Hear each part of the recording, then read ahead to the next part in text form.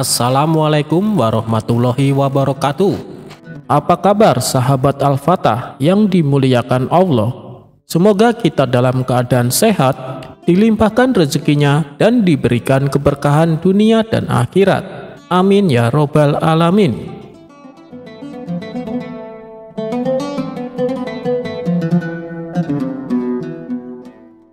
Ketika Abu Nawas membagi 5 butir telur kepada 3 orang dengan adil. Memang Abu Nawas menyelesaikan suatu masalah dengan begitu nyeleneh. Namun dia selalu memberi suatu keputusan yang begitu adil. Kecerdasan serta kecerdikan Abu Nawas tersebar di seluruh penjuru negeri. Nama Abu Nawas sampai ke istana hingga telinga Baginda Raja. Suatu hari, Baginda Raja mengumpulkan semua menterinya di suatu acara, serta menanyakan mengenai Abu Nawas. Adakah di antara kalian yang paham dengan Abu Nawas? Tanya Raja mengawali pembicaraan. Mendengar pertanyaan Baginda Raja, seketika itu pula seluruh menteri yang hadir berdiri sambil menundukkan kepala, pertanda bahwa mereka juga mendengar nama Abu Nawas. Apakah kalian tahu di mana Abu Nawas tinggal? Tanya Raja lagi. Kemudian salah satu menteri maju dan mengungkapkan bahwa dirinya tahu di mana Abu Nawas tinggal. Hamba tahu tempat tinggal Abu Nawas, wahai Paduka yang mulia, kata menteri tersebut. Saat itu juga, rasa penasaran Raja ingin mengetahui sosok Abu Nawas kian besar. Dia kemudian memerintahkan pengawal mempersiapkan kuda menuju rumah Abu Nawas. Rombongan Baginda Raja berangkat dan membuat heboh para tetangga di sekitar rumah Abu Nawas. Sementara, Abu Nawas sendiri masih terlihat santai di dalam rumahnya, dengan handuk masih melilit karena mau mandi. Tidak lama kemudian, pengawal kerajaan beserta Raja datang. Abu Nawas langsung melilitkan handuk di kepalanya layaknya sorban. Melihat penampilan Abu Nawas yang nyeleneh, membuat Raja tidak bisa menahan tawa. "Siapa kamu?" tanya Baginda Raja kepada Abu Nawas. Kemudian, salah satu pengawal kerajaan berbisik kepada Raja bahwa orang itulah yang bernama Abu Nawas. Namun, Abu Nawas justru menjawab pertanyaan Raja dengan nyeleneh. "Saya ini adalah Dewa Bumi, Paduka yang mulia." Mendapat jawaban itu, Raja tidak mau kalah cerdik. Kemudian meladeni dengan pertanyaan nyeleneh juga kepada Abu Nawas. "Jika kamu memang Dewa Bumi, tolong besarkan bentuk mata para pengawalku yang sipit ini," pinta Raja. Abu Nawas yang cerdik juga tidak mau kalah. Dia kemudian langsung memberi jawaban yang membuat Raja kagum. "Ampun Baginda Raja, untuk membesarkan bentuk mata prajurit Baginda itu adalah tugas Dewa Langit. Saya ini Dewa Bumi dan hanya bertugas bagian pusar ke bawah. Sedangkan pusar ke atas itu tugas Dewa Langit," jawab Abu Nawas ngeles. Raja pun tertawa dengan jawaban itu dan mengundang Abu Nawas datang ke istananya. Singkat cerita, begitu tiba di istana, Abu Nawas diajak masuk ke ruangan Raja, yang di situ hanya ada mereka berdua. Tidak lama kemudian, datang istri Raja atau permaisuri membawa 5 butir telur. Saat itu juga, terlintas di pikiran Baginda Raja untuk memberikan pertanyaan sulit kepada Abu Nawas. "Hei Abu Nawas, tolong bagi 5 butir telur ini kepada 3 orang secara adil, tapi tanpa dipecah," tantang Baginda Raja. Tentu saja perintah itu membuat Abu Nawas harus berpikir keras. Namun, karena dia sangat cerdas, perintah itu pun langsung dijalankan Abu Nawas. 1 telur untuk Baginda, karena Baginda Raja sudah memiliki 2 telur.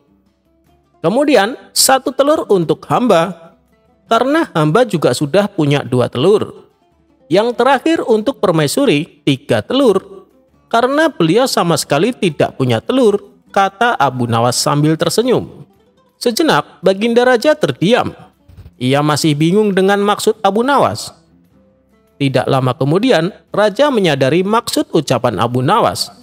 Dia pun langsung tertawa terbahak-bahak bersama sang permaisuri. "Kamu memang cerdas, Abu Nawas. Ini ada hadiah untukmu karena telah berhasil membuat kami terhibur," ujar Baginda Raja.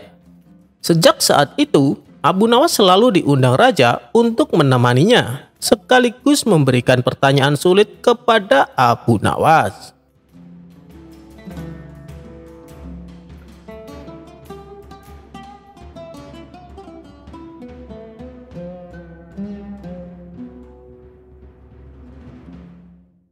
Hadiah dari Abu Nawas untuk hakim yang curang.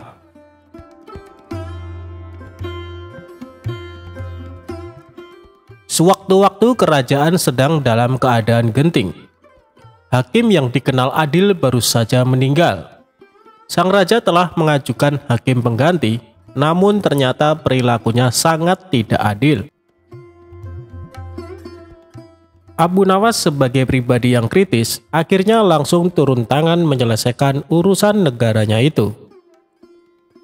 Abu Nawas tidak mau jika kerajaan yang menjadi tempat berdiskusi dengan Baginda Raja menjadi tempat kemaksiatan dan ketidakadilan. Abu Nawas yang mengetahui negaranya sedang diterpa darurat krisis akhirnya turut prihatin. Ia berinisiatif untuk menyadarkan para hakim itu dengan caranya sendiri. Hingga pada sewaktu-waktu, Abu Nawas mendatangi seorang hakim untuk mengurus suatu perjanjian. Tetapi hakim di kota Abu Nawas selalu beralasan tidak punya waktu untuk menandatangani perjanjian tersebut. Kondisi ini terus berlangsung terus-menerus hingga Abu Nawas menarik kesimpulan bahwa sang hakim minta disuap. Namun Abu Nawas mengetahui bahwa suap menyuap merupakan sesuatu yang diharamkan oleh agama. Maka dari itu, Abu Nawas memutuskan untuk melemparkan keputusan kepada si hakim sendiri.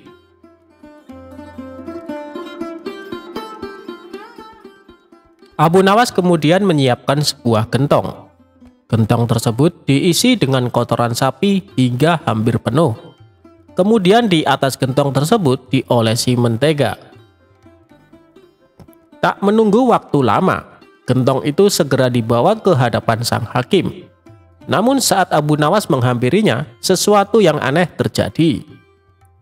Tiba-tiba saja kesibukan sang hakim langsung hilang dan memiliki waktu untuk menuliskan tanda tangannya pada surat perjanjian Abu Nawas. "Wahai Tuan Hakim, apakah boleh saya memberi gentong mentega itu sebagai ganti tanda tangan Tuan?" tanya Abu Nawas mengelabui. Sang hakim menjawab sambil mengamati gentong itu. "Ah, engkau jangan terlalu dalam memikirkannya," kata si hakim dengan sedikit tersenyum. Tak lama setelah itu, hakim tersebut lantas mencolek sedikit mentega dengan ujung jarinya lalu mencicipi. "Wah, enak sekali mentega ini," kata sang hakim. "Memang betul Tuan, sesuai dengan ucapan Tuan." "Jangan terlalu dalam mencolek menteganya," jawab Abu Nawas. Abu Nawas kemudian segera meninggalkan kantor sang hakim setelah mendapatkan tanda tangan si hakim. Beberapa saat setelah itu, sang hakim pulang dengan hati yang riang gembira karena mendapat satu gentong berisikan mentega itu. Setibanya di rumah, sang hakim memanggil istri dan anak-anaknya untuk makan bersama. Pada mulanya mereka sekeluarga sangat menikmati mentega itu. Tetapi begitu lapisan mentega itu habis, mereka mulai memakan kotoran sapi. "Aduh, apa ini? Baunya kok sangat busuk seperti kotoran hewan," kata hakim. Hakim lantas teringat perkataan Abu Nawas. Setelah berpikir panjang, ia baru sadar bahwa semua itu adalah ulah si Abu Nawas yang ingin menyadarkannya untuk meninggalkan praktek suap menyuap. Tampaknya ia merasa bersalah atas sikapnya selama ini. Hingga keesokan harinya, ia mendatangi rumah Abu Nawas dan meminta maaf atas kekilapannya selama ini.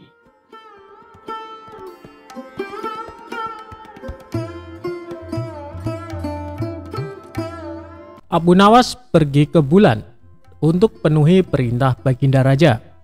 Ribuan bintang pun jadi saksinya.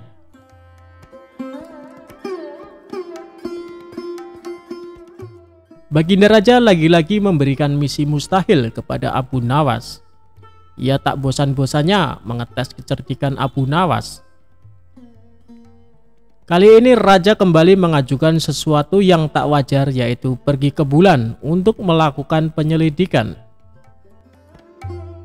Padahal pada zaman itu jelas-jelas belum ada teknologi canggih dan mutakhir untuk menuju ke sana. Jadi jelas jika misi ini hanya untuk menguji Abu Nawas saja. Saya perintahkan kamu untuk pergi ke bulan, tutur Baginda Raja. Pergi ke bulan? Tanya Abu Nawas. Ya, saya tahu kau adalah seorang pria yang pintar. Kau harus dapat pergi ke bulan, kata Baginda. Oke, saya akan pergi ke sana besok sore yang mulia, jawab Abu Nawas. Baginda Raja pun terkejut. Ia tak menyangka bahwa Abu Nawas menyanggupi tantangan yang ia berikan tersebut. Lalu Baginda Raja bertanya, dari mana kamu akan pergi? Dari rumahku, jawab Abu Nawas. Baiklah, saya akan pergi ke sana untuk melihat kau pergi ke bulan besok malam, kata Baginda Raja. Malam itu Baginda Raja bersama dengan menterinya pergi ke rumah Abu Nawas. Ketika Raja dan para menterinya tiba di sana, Abu Nawas sudah tak ada di rumah. Mereka hanya bertemu dengan istrinya. Di mana Abu Nawas? Tanya Baginda Raja. Dia baru berangkat ke bulan yang mulia. Dia berkata kalau akan kembali segera, jawab sang istri. Bagaimana cara Abu Nawas pergi ke bulan? Tanya salah satu menteri penasaran. Dia memanjat pohon palem di sebelah sana dan akan kembali melalui pohon palem itu juga, jawab sang istri Abu Nawas. Baginda Raja dan para menteri kemudian menghampiri pohon palem yang ditunjukkan istrinya. Terlihat bayangan seseorang yang sedang turun dari pohon itu. Apakah itu kau Abu Nawas? Tanya Raja. Ya, ini saya Abu Nawas, Baginda, jawabnya. Apakah kau menyelidiki bulan dari pohon palem itu? Tanya Raja. Tidak, saya melakukan penyelidikan ketika mencapai tanah di bulan. Pohon hanya sekedar tangga lewat untuk saya pergi ke bulan, jawab Abu Nawas. Baginda Raja pun tersenyum dengan perkataan Abu Nawas. Ia kemudian menanyakan apa yang dilihatnya di sana. Tanah dan gunung-gunung, tidak ada tumbuhan di sana, kata Abu Nawas. Masih tak percaya, Baginda pun meminta saksi yang bisa menjelaskan kebenaran akan perkataan Abu Nawas. Abu Nawas bahkan mengatakan bahwa dirinya mampu memberikan hingga ribuan kesaksian. Siapa mereka yang bersaksi? Tanya Baginda Raja. Abu Nawas kemudian mengarahkan jarinya ke langit. Bintang-bintang adalah saksiku jika Baginda tidak mempercayaiku. Baginda dapat menanyakan langsung pada mereka, kata Abu Nawas dengan yakin. Mendengar jawaban itu Baginda Raja tertawa. Mengapa kau tak menunggu kami menyaksikan kau pergi ke bulan? Tanya Raja. Anda terlambat yang mulia, saya hanya dapat pergi ke bulan pada waktu tertentu saja.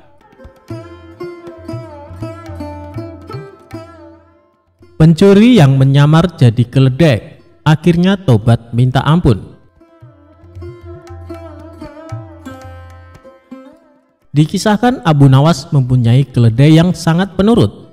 Kemanapun Abu Nawas pergi selalu mengajak serta keledainya. Banyak orang mengagumi keledai milik Abu Nawas. Bahkan ada beberapa yang menawar ingin membelinya dengan harga tinggi. Namun Abu Nawas selalu menolaknya.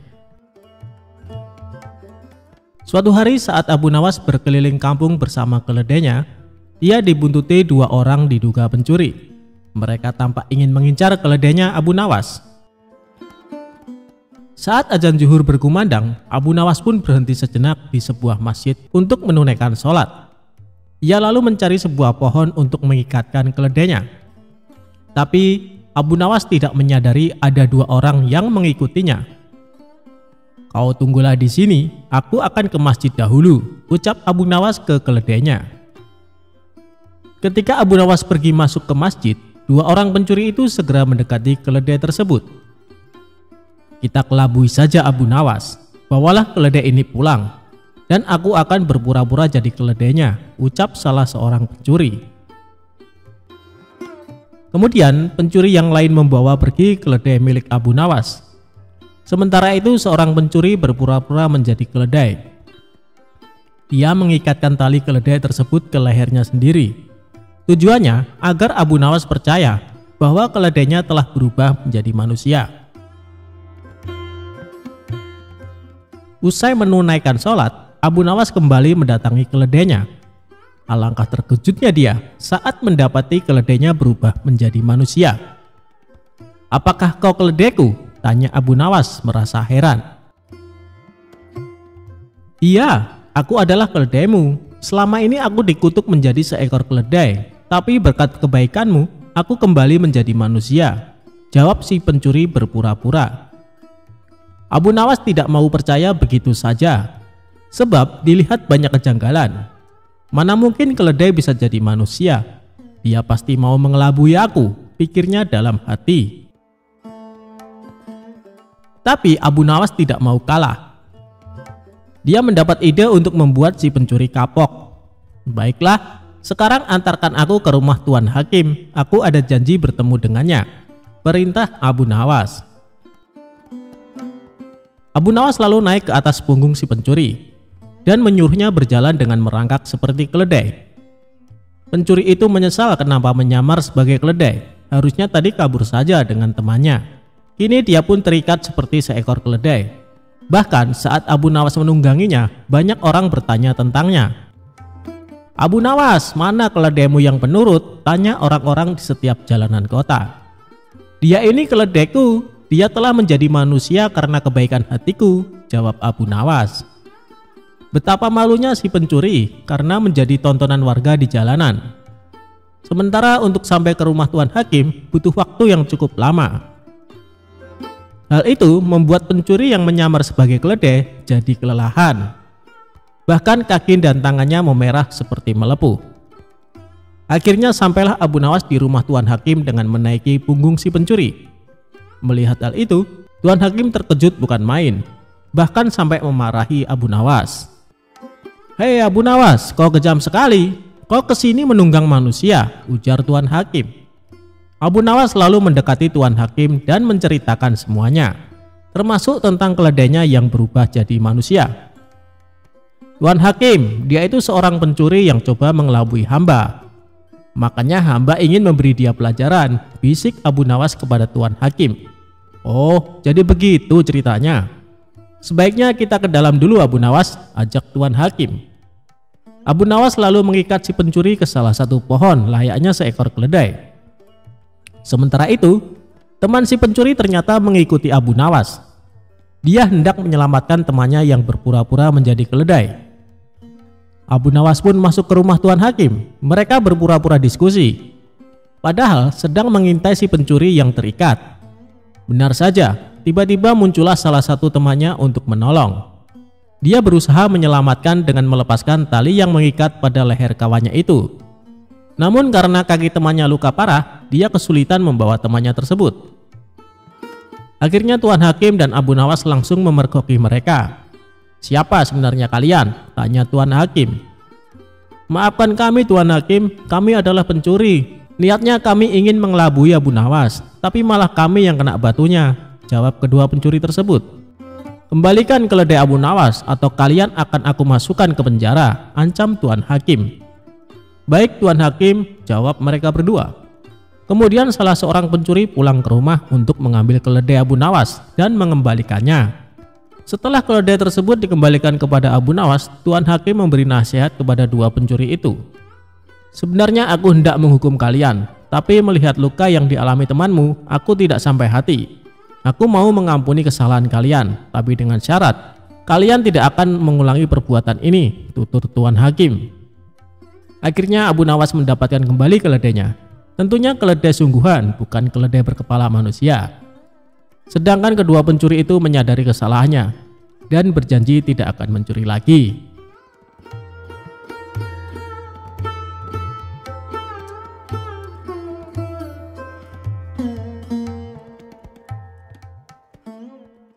Abu Nawas bikin panci jadi beranak. Gimana caranya ya? Simak cerita lucunya lengkap berikut ini. Diawali saat Abu Nawas meminjam panci kecil ke tetangganya. Tapi pancinya tidak dikembalikan. Sampai-sampai tetangganya itu menagihnya. "Abu Nawas, mana panci saya?" "Wah, saya lupa. Sebentar," jawab Abu Nawas. Panci yang kecil itu ternyata melahirkan panci yang besar. "Ini panci kamu menjadi 2. Panci kamu beranak di rumah saya," ucap Abu Nawas. "Terima kasih, Masya Allah." Pinjam meminjam itu pun berakhir. Meski tidak masuk akal, tetangganya menerima begitu saja. Dia tidak mempermasalahkan karena merasa diuntungkan. Dia tidak bertanya kenapa panci itu bisa beranak.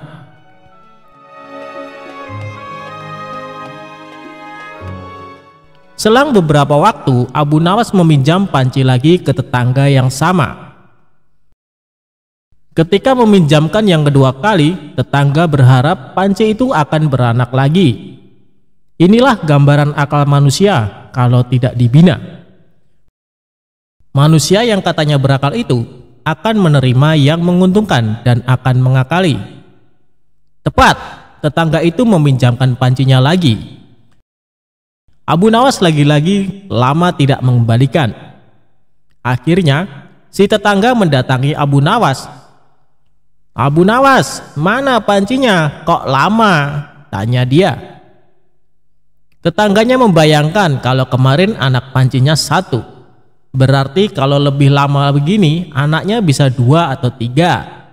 Tapi dia malah mendapat jawaban berbeda dari Abu Nawas. "Innalillahi wa innalillahi roji'un. Panci kamu meninggal di rumah saya," jawab Abu Nawas. "Enggak mungkin panci meninggal. Mana ada panci meninggal," ucap sang tetangga dengan marah-marah. Inilah manusia. Kalau yang menguntungkan diterima, kalau yang tidak menguntungkan, jawab Abu Nawas. Tetangganya menyahut, "Mana mungkin panci bisa meninggal?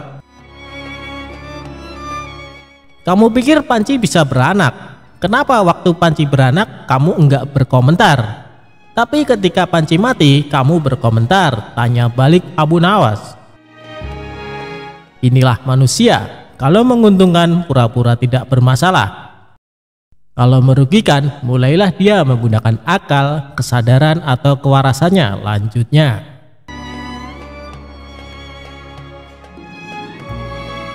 Abu Nawas dan botol ajaib.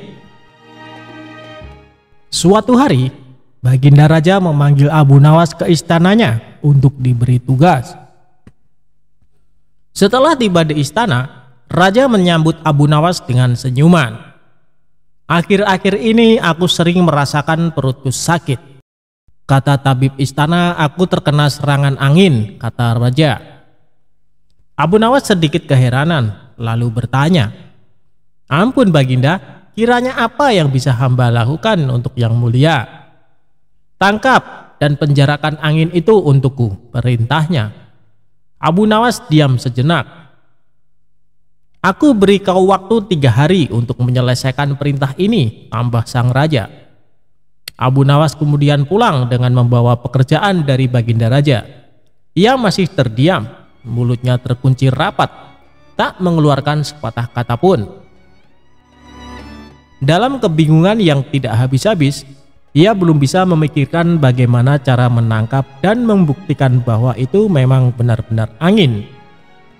Menurutnya, hanya anginlah satu-satunya benda aneh yang tidak berwarna dan tidak bisa dilihat, seperti halnya air yang masih bisa diindera.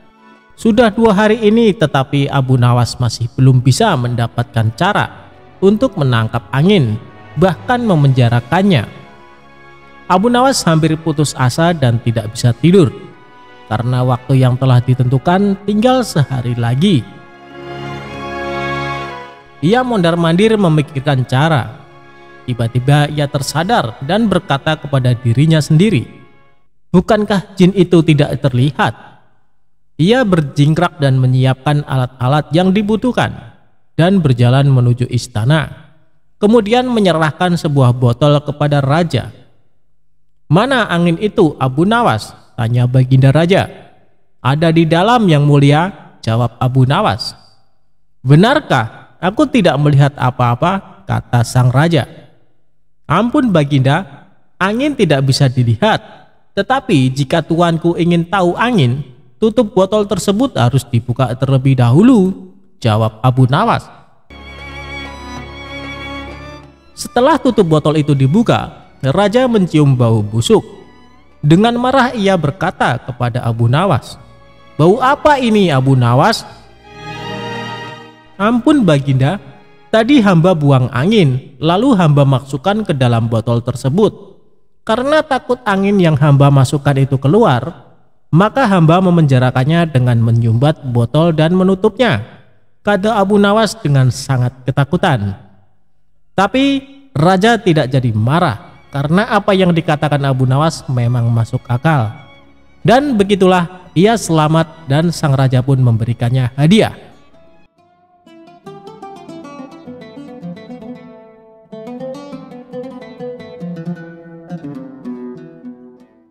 Abu Nawas bikin utusan Baginda Raja tak bisa buang air besar.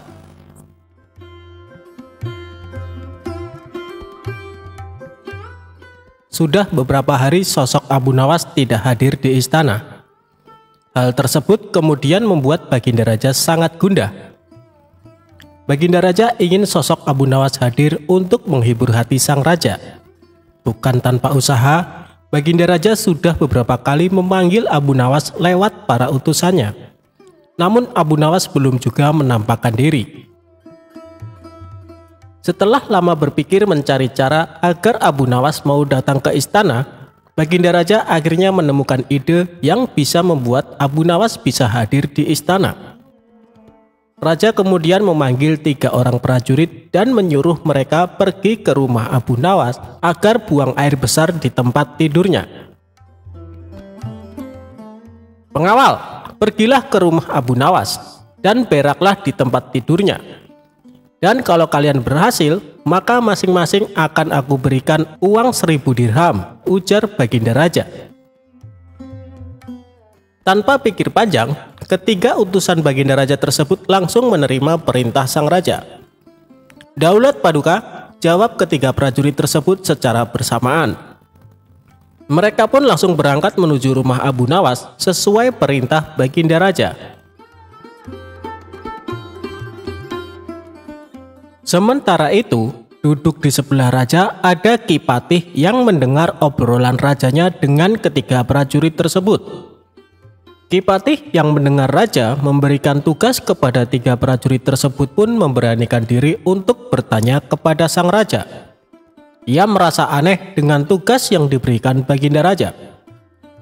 "Maaf Paduka, bukankah tugas yang diberikan itu tampak aneh dan menghina?" tanya Patih. "Patih, memang benar, tapi itulah siasatku agar Abu Nawas segera hadir ke istana," jawab Baginda Raja. "Apakah gerangan rencana Baginda?" tanya Ki Patih belum paham. "Nanti kamu akan segera mengetahuinya. Sekarang kamu ikutilah ketiga anak buahmu itu dan intailah mereka, lalu sampaikan kepada Abu Nawas. Bila dia berhasil menggagalkan tugas pengawalnya, maka Abu Nawas akan aku beri uang 3000 dirham dan sekaligus ia boleh memukul utusanku itu," kata Baginda Raja. Prajurit tiba di rumah Abu Nawas. Dengan perasaan yang masih bingung, Patih segera melaksanakan perintah raja. Dia segera berkemas dan menuju ke rumah Abu Nawas. Para prajurit Baginda Raja yang sudah berangkat lebih dulu akhirnya tiba di rumah Abu Nawas. Tanpa basa-basi, ketiganya langsung mengetuk pintu rumah Abu Nawas. Tak lama setelah itu, Abu Nawas pun membukakan pintu dan bertemu ketiga utusan Baginda Raja. "Kami diutus oleh Baginda Raja untuk buang air besar di tempat tidurmu. Karena ini perintah Raja, kamu tidak boleh menolak," kata salah satu prajurit. Saya sama sekali tidak keberatan. Silahkan saja kalau kalian mampu melaksanakan perintah raja, jawab Abu Nawas dengan santai. Betul, tanya prajurit raja memastikan. Ya, silahkan saja, sahut Abu Nawas. Abu Nawas mengawasi orang-orang itu beranjak ke tempat tidurnya dengan perasaan geram yang sudah ia tahan. Berak di tempat tidurku. Betul-betul kelewatan, gumam Abu Nawas dalam hati. Tak mau ranjang tidurnya dikotori, Abu Nawas memutar otaknya untuk mencari cara agar para utusan baginda raja tersebut mengurungkan niatnya. Setelah berpikir beberapa saat, Abu Nawas akhirnya menemukan cara untuk menggagalkan tugas para utusan tersebut. Pada saat utusan itu hendak bersiap-siap buang air besar, mendadak Abu Nawas berkata di balik jendela kamar, "Hei para utusan raja, ada yang lupa saya sampaikan kepada kalian," kata Abu Nawas. "Apa itu?" tanya salah satu utusan raja. "Saya ingatkan supaya kalian jangan melebihi perintah baginda raja. Jika kalian melanggar, saya akan pukul kalian dengan sebuah pentungan besar, dan setelah itu saya akan laporkan kepada baginda bahwa kalian melanggar perintahnya," jelas Abu Nawas. Dengan cekatan Abu Nawas segera mengambil sebatang kayu besar yang ada di dapur rumahnya. Abu Nawas kemudian berlari kembali ke kamarnya dengan membawa pentungan kayu besar yang ia ambil di dapur rumahnya. "Hei, apa maksudmu tadi Abu Nawas?" tanya salah satu utusan. "Ingat, perintah raja hanya buang air besar saja dan tidak boleh lebih dari itu," jawab Abu Nawas. "Ya, benar," jawab utusan raja. "Aku ulangi lagi, hanya buang air besar saja, tidak boleh lebih. Ingat, tidak boleh kencing, tidak boleh buka celana, tidak boleh cebok, hanya buang air besar saja," tegas Abu Nawas. "Mana mungkin, itu tidak mungkin, kami juga harus buka celana dan kencing," jawab salah satu utusan. "Aku akan pukul kalian sekeras-kerasnya jika kalian melanggar perintah raja," sahut Abu Nawas. Ketiga utusan baginda raja tersebut hanya bisa saling pandang kebingungan dengan ucapan Abu Nawas. Di tengah kebingungan tersebut, tiba-tiba ada suara memanggil Abu Nawas. Rupanya suara tersebut datang dari Ki Patih yang memang diutus baginda raja untuk mengawasi ketiga utusannya. Melihat keberadaan Ki Patih, Abu Nawas dan ketiga utusan raja segera berkumpul untuk menemui suara tersebut. "Aku sudah mendengar perdebatan kalian. Baginda raja memang memerintahkan para utusan untuk berak di tempat tidurmu. Jika 3 orang ini sanggup, mereka masing-masing akan mendapatkan 1000 dirham. Jika mereka gagal, maka mereka boleh engkau pukul sesuka hatimu," kata Ki Patih. "Oh, begitu. Lalu hadiah dari baginda untukku berapa, tuanku?" tanya Abu Nawas. "Sekarang juga engkau boleh menghadap baginda raja untuk menerima 3000 dirham," jawab Ki Patih. Mendengar jawaban Ki Patih, Abu Nawas dibuat kaget serta gembira. Sebelum menghadap baginda raja, Abu Nawas kembali mengambil pentungannya lalu mengejar ketiga utusan raja yang hampir buang air besar di ranjangnya. Ketiga utusan tersebut lari terbirit-birit. Ki Patih dan Abu Nawas dibuat tertawa terpingkal-pingkal dengan tingkah ketiga utusan tersebut. "Abu Nawas, baginda raja sangat yakin engkau dapat mengatasi masalah ini. Baginda memang menginginkan kehadiranmu di istana untuk menghibur hatinya yang saat ini sedang gundah gulana," jelas Ki Patih. Abu Nawas menyetujui perintah Ki Patih, dan mereka segera berangkat menuju istana untuk menemui baginda raja serta mengambil hadiah 3000 dirham.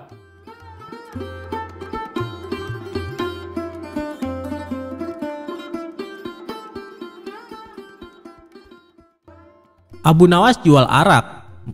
Sang raja jadi marah besar.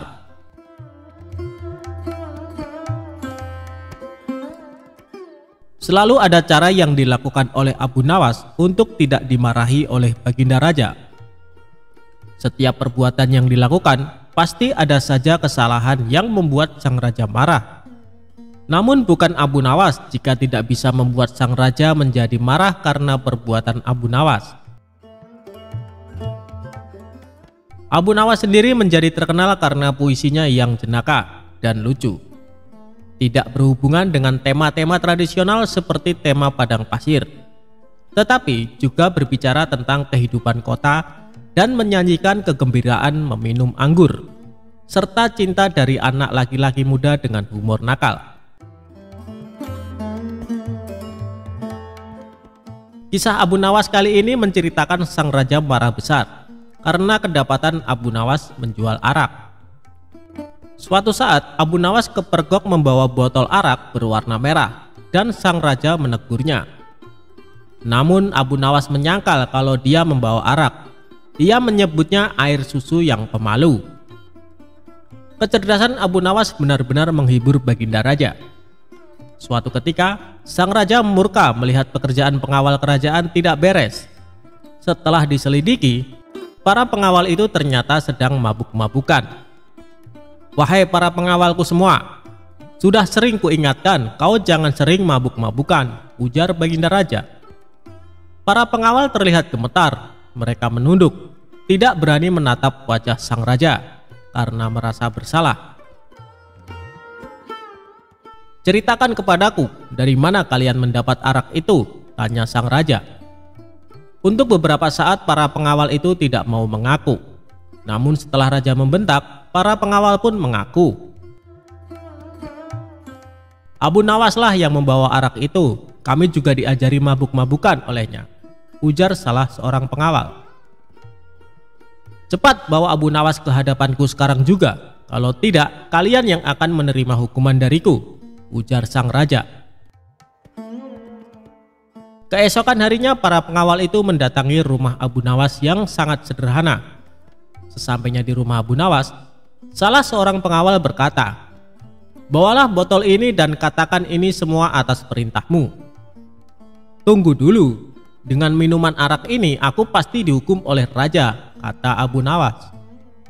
"Jika engkau lolos dari hukuman raja, aku akan memberimu sejumlah dinar," ucap sang pengawal. "Lalu apa keuntunganmu memberiku sejumlah dinar?" ucap Abu Nawas. "Jika engkau lolos dari hukuman raja, maka kami juga akan lolos dari hukuman raja. Gunakanlah kecerdasanmu mengelabui raja," kata pengawal itu. Akhirnya Abu Nawas pergi menemui Baginda Raja membawa arak dengan botol merah. "Wahai Abu Nawas, apa yang engkau pegang itu?" tanya Baginda Raja. "Ini susu, Baginda, rasanya enak sekali," jawab Abu Nawas seenaknya. "Bagaimana itu susu? Air itu berwarna merah, sedangkan susu berwarna putih bersih," kata raja. Sang raja pun mengambil botol yang dipegang Abu Nawas. "Betul sang Baginda, susu itu berwarna putih bersih. Dia berubah merah karena malu bertemu Baginda, dan berubah warna jadi merah merona," jawab Abu Nawas dengan mencoba mengambil hatinya raja yang rupawan. Sang raja pun tertawa sambil geleng-geleng kepala meninggalkan Abu Nawas. Meski ia tahu yang dibawa oleh Abu Nawas adalah arak. "Baiklah, aku maafkan kalian. Tapi jika kalian mengulangi lagi perbuatan kalian, maka hukumannya berlipat ganda," titah sang raja. Dan akhirnya sang raja pun mengampuni kesalahan para pengawal. Sedangkan Abu Nawas mendapatkan sejumlah dinar dari para pengawal karena telah berhasil melaksanakan misinya.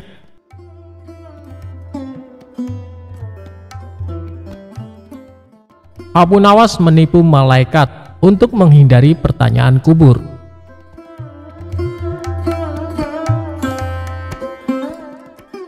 Abu Nawas adalah seorang sosok yang dekat dengan Khalifah Harun.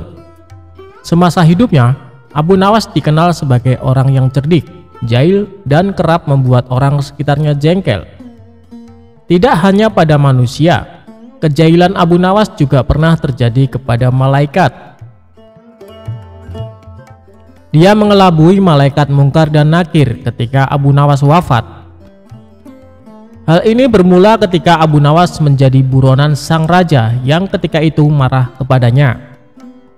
Para pasukan mencari Abu Nawas atas perintah raja agar ditangkap dalam keadaan hidup atau mati. Setelah mencari ke sana kemari, pasukan sang raja nihil menangkap Abu Nawas dan kembali pulang ke kerajaan.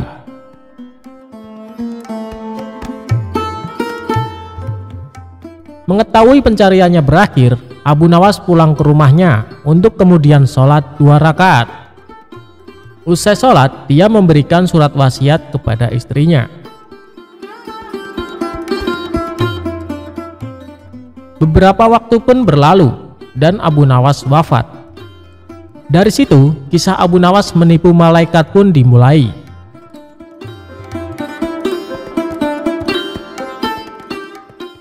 Sebelum wafat, Abu Nawas memberikan wasiat agar istrinya mengkafaninya. Alih-alih memintanya dengan yang baru, dia minta agar ketika wafat dipakaikan kain kafan usang, jelek atau lusuh.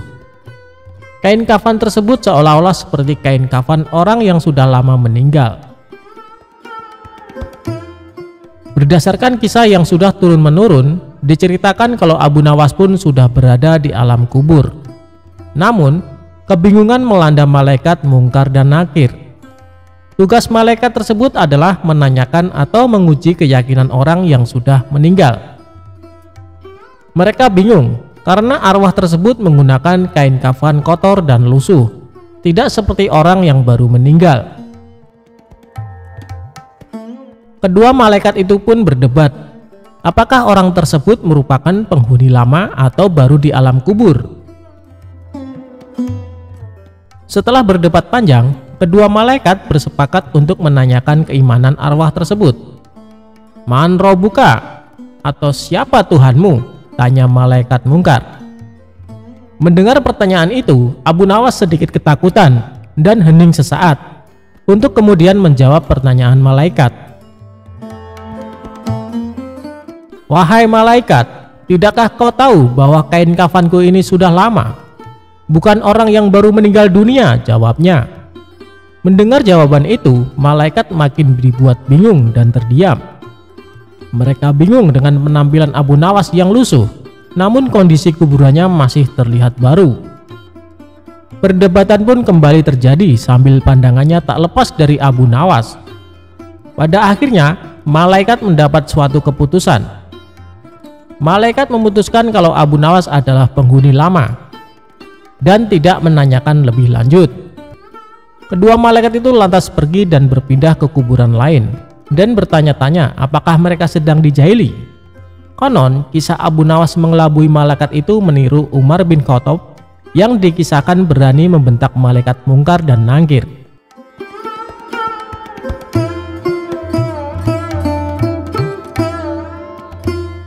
Perebutan tanah Abu Nawas dan Abu Jahal.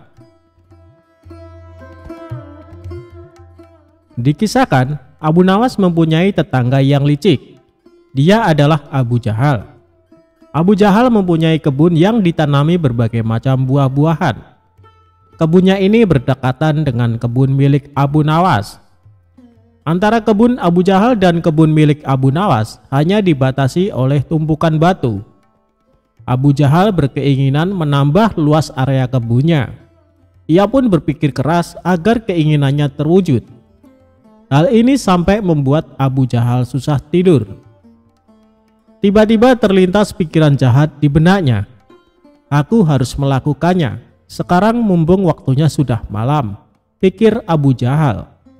Di tengah malam gelap gulita, Abu Jahal langsung pergi menuju kebun miliknya.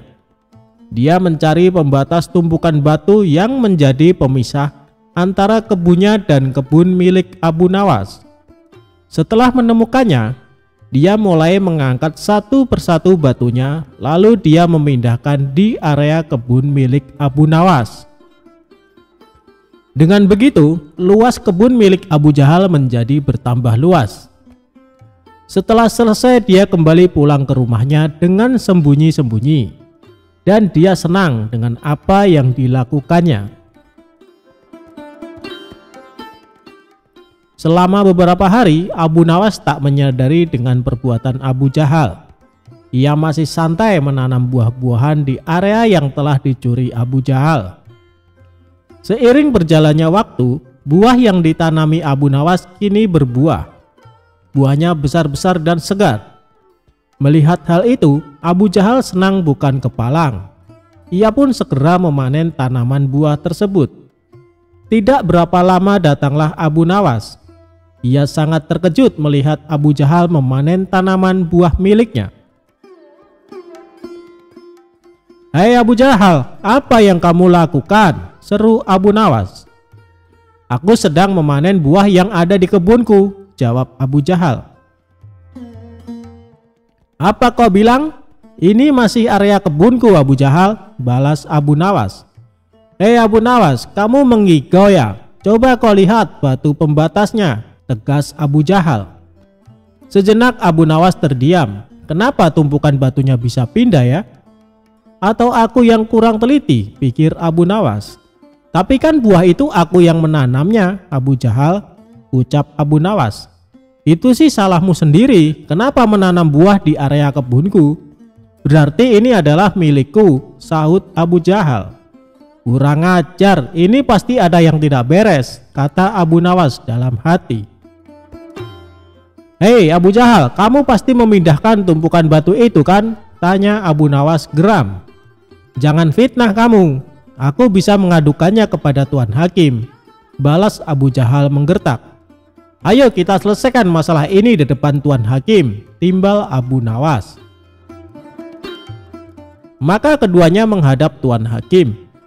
Di hadapan Tuan Hakim, antara Abu Nawas dan Abu Jahal saling mengadukan masalahnya.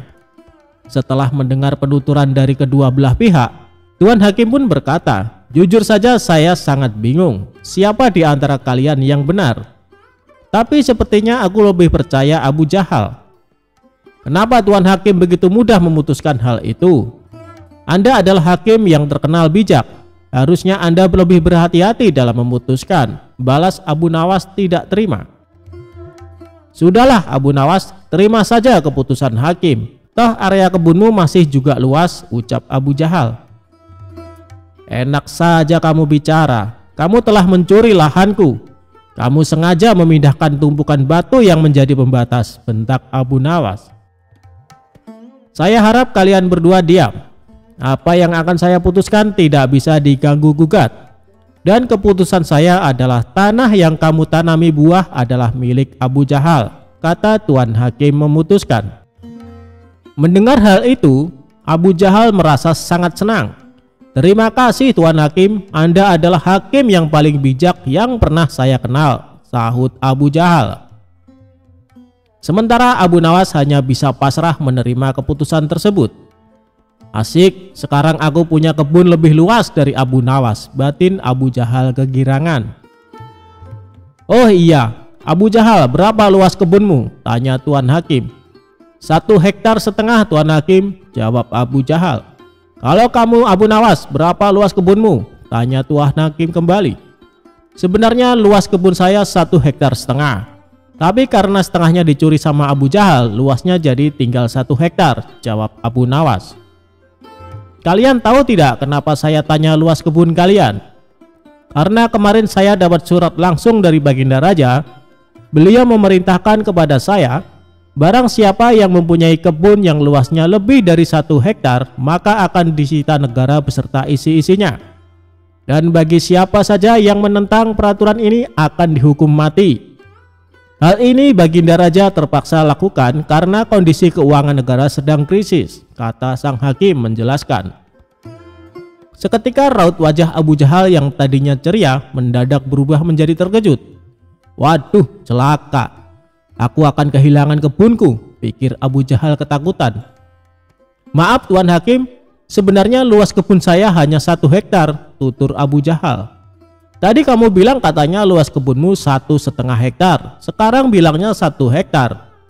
Kamu jangan main-main Abu Jahal," bentak Tuan Hakim. "Saya berani bersumpah Tuan Hakim, kebun saya memang luasnya hanya 1 hektar. Tumpukan batu yang jadi pembatas antara kebun saya dan kebun milik Abu Nawas telah saya pindahkan dari tempatnya," ujar Abu Jahal. "Oh begitu. Jadi tanah yang ditanami buah oleh Abu Nawas sebenarnya masih area kebun Abu Nawas?" tanya Tuan Hakim memastikan. "Benar Tuan Hakim," jawab Abu Jahal. "Bagaimana denganmu Abu Nawas? Apakah benar luas kebunmu 1,5 hektar?" tanya Tuan Hakim kepada Abu Nawas.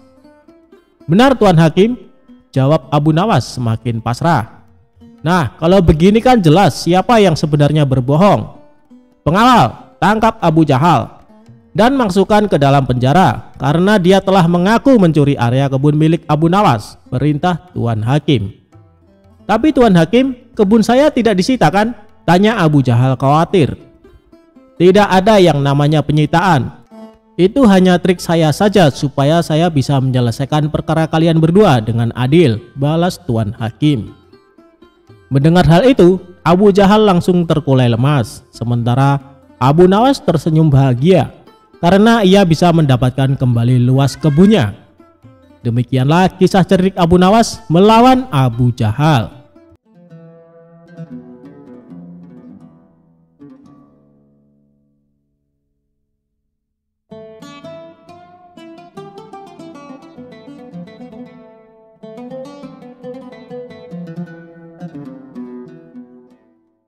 Saudagar kaya membangun masjid megah.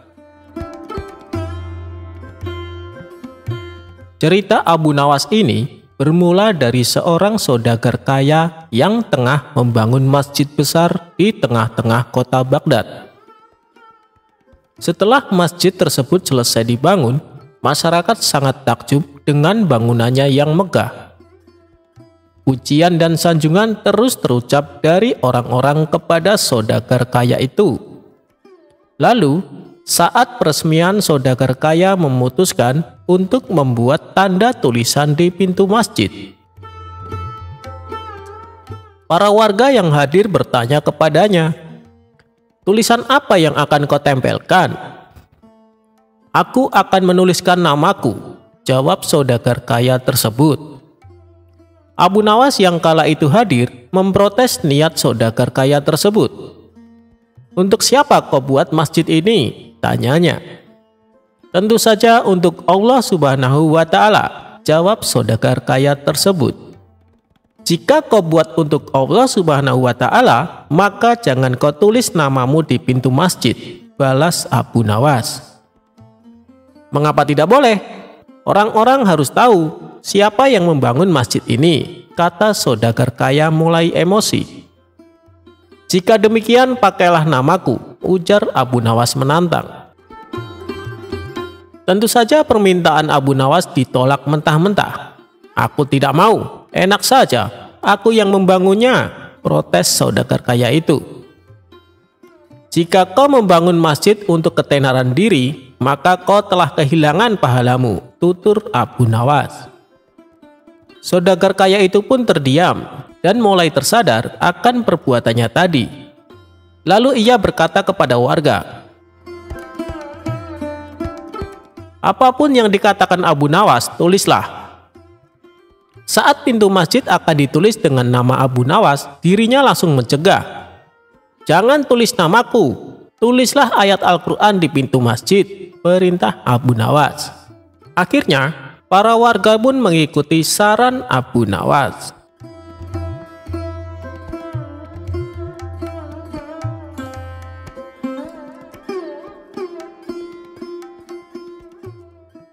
Abu Nawas anti hujan. Sejak peristiwa penghancuran barang-barang di istana oleh Abu Nawas yang disaksikan oleh Baginda Raja, saat itu pula Baginda Raja sangat kesal dan ingin segera untuk menangkap si tersangka yaitu Abu Nawas agar dijebloskan ke dalam penjara karena ulah dari tingkah lakunya. Sudah menjadi hukum bagi siapa saja yang tidak sanggup melaksanakan titah Baginda Raja, apalagi sampai membangkang kepada sang raja, maka tak disangsikan lagi bahwa ia akan mendapatkan hukuman.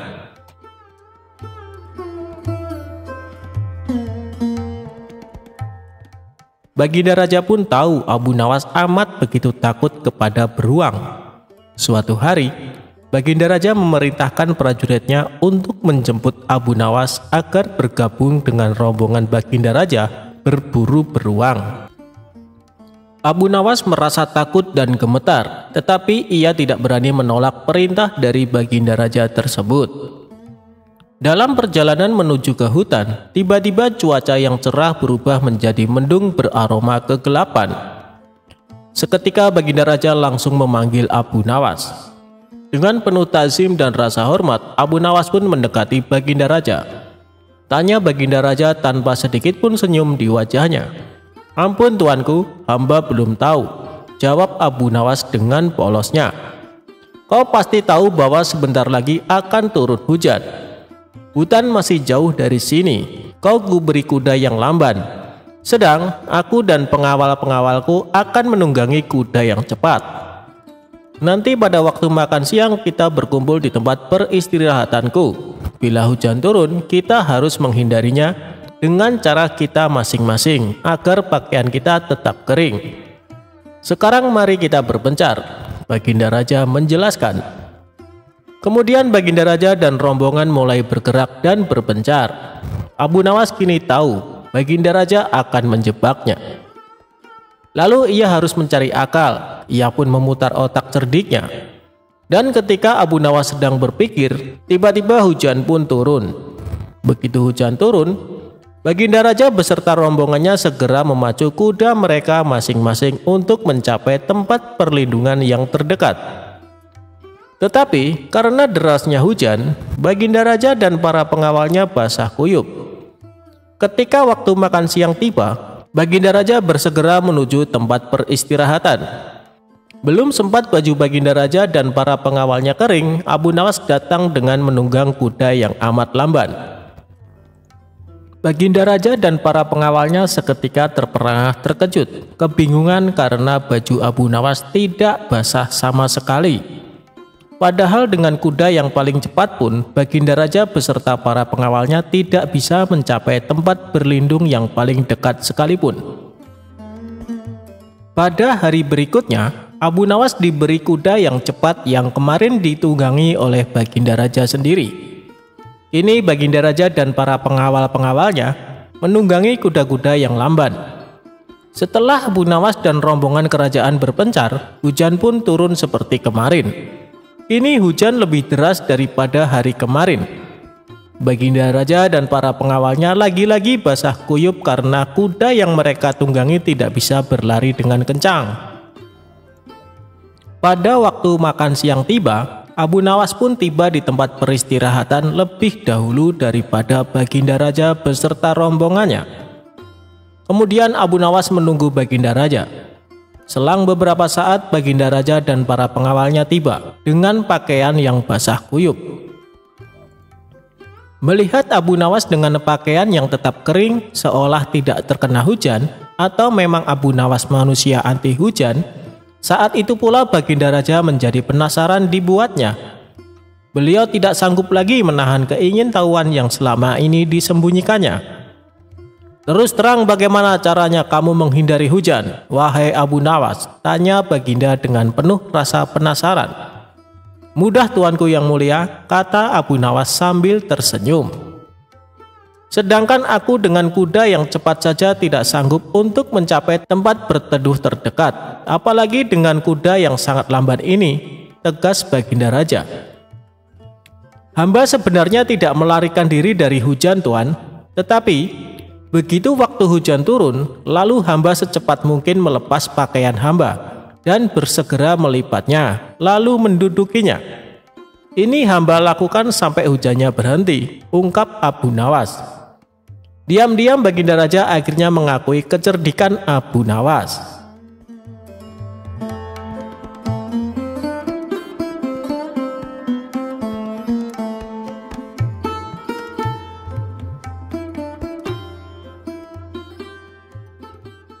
Abu Nawas menjadi pengacara.